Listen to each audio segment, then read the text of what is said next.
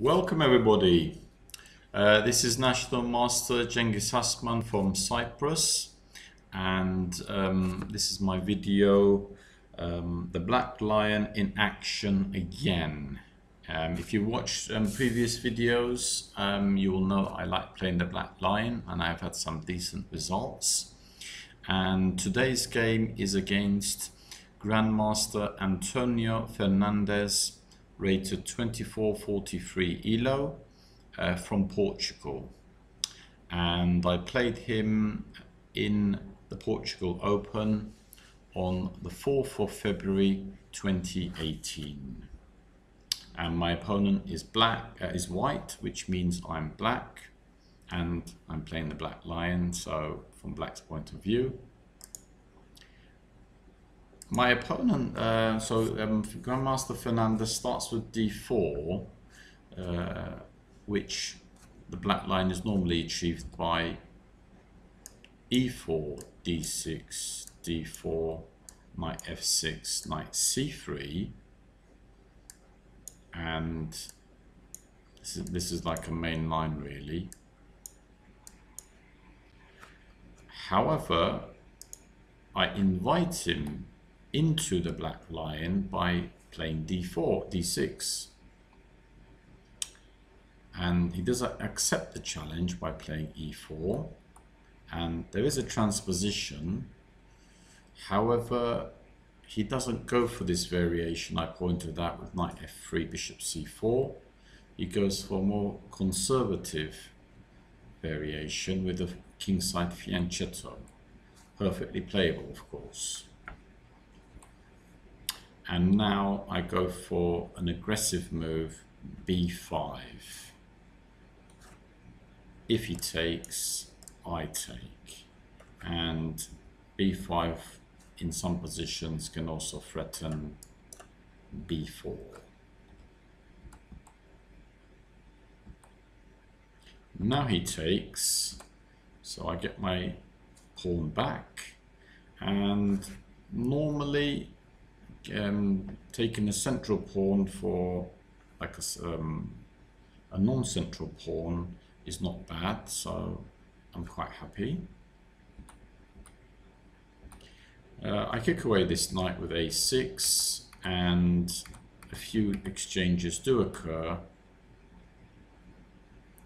and there won't be that much of a middle game. We're going to be bypassing the middle game quite quickly and entering an end game.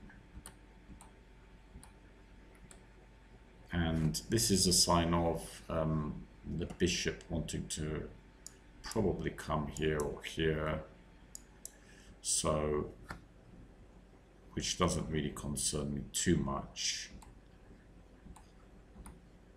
And there are like some forced exchanges now,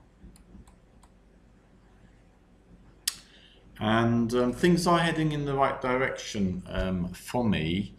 Perhaps my opponent is thinking he can outplay me in the end game, but I do have lots of confidence in my end game skills, even against grandmasters.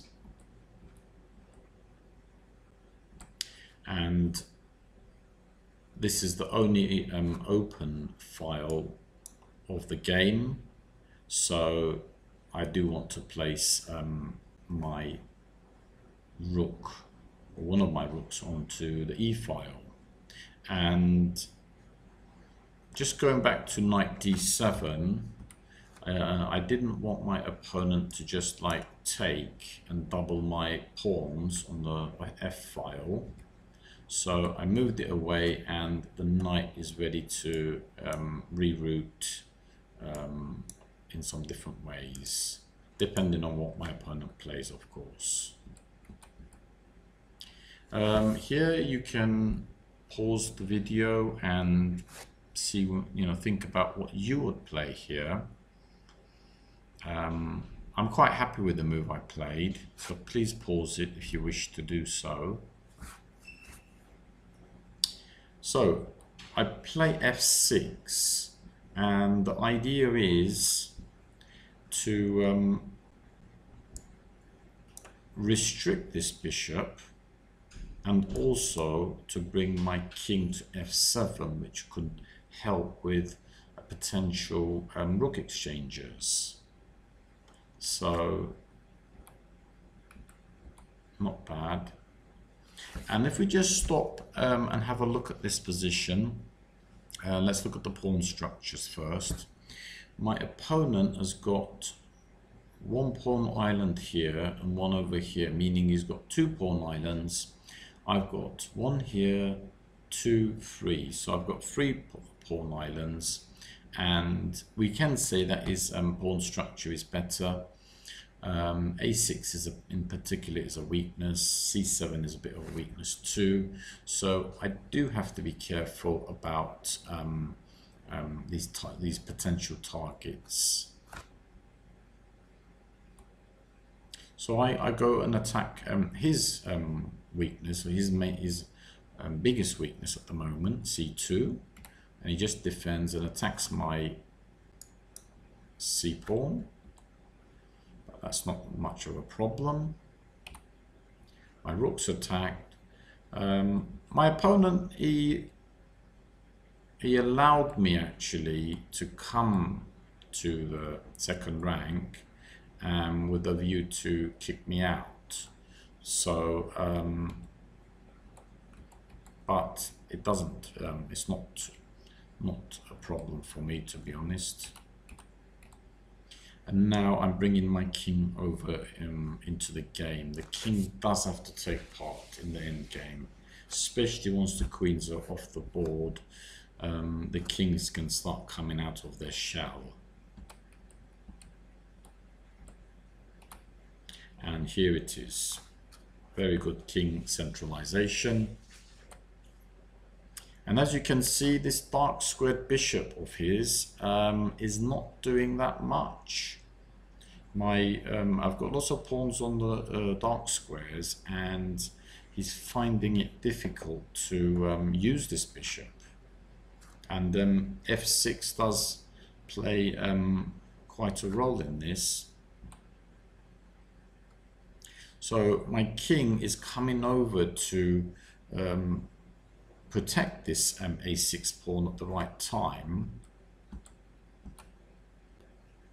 And here I just go for an exchange, just simplifying, continuing the simplification. And I anticipate an e-pawn push.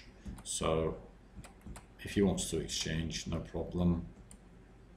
And yes, he was threatening to come down to e7, attacking my g7 weak spot, but rook a7 easily takes care of this. It's really important to identify your weaknesses and protect them. And so my opponent just goes back to my weak a6 pawn. I protect him, and again I think this is good. My king is protecting a6. Now this frees my rook on a7, and I can have some nice counter-attacking ideas really. So if he gives me the chance, my rook wants to go on the offensive and attack his weak spots, because so far, I mean, I've been the one defending really. So the rook is a long-range piece, and because the king is a short-range one, if he can do the defending work and the rook can go and attack the weaknesses, then this can be you're using your pieces efficiently, basically.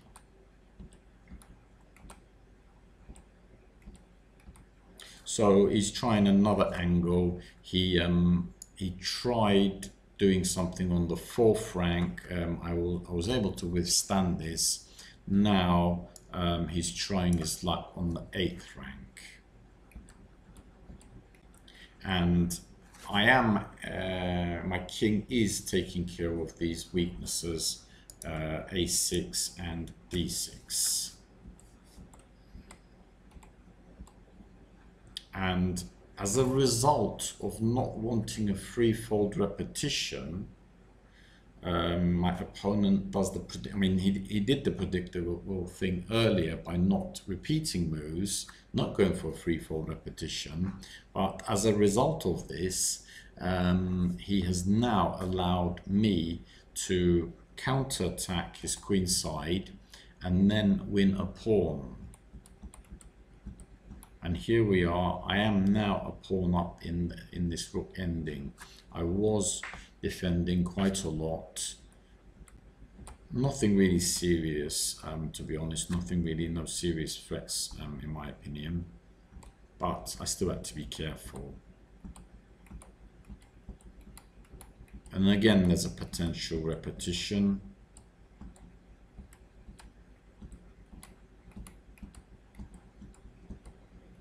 And I get my rook behind this passed pawn, and my rook does want to go to g3 to the third rank and get the king in front of this pawn, because if this pawn comes down to here, he could have like a check and promote. So I have to be careful about that, but I can deal with that easily. And ironically, it's my opponent who goes for a perpetual free-fold repetition, really. So the game ends in a draw, and this was really a dream start for me in the Portugal Open. I got 2.5 points out of 3 with a live rating of close to 2190. And it was a really good start for me, because I had beaten international master Sandalakis in round 2. This was in round 3, and I was playing on the board, so it was a very, very good performance so far. So thank you for watching. Bye bye.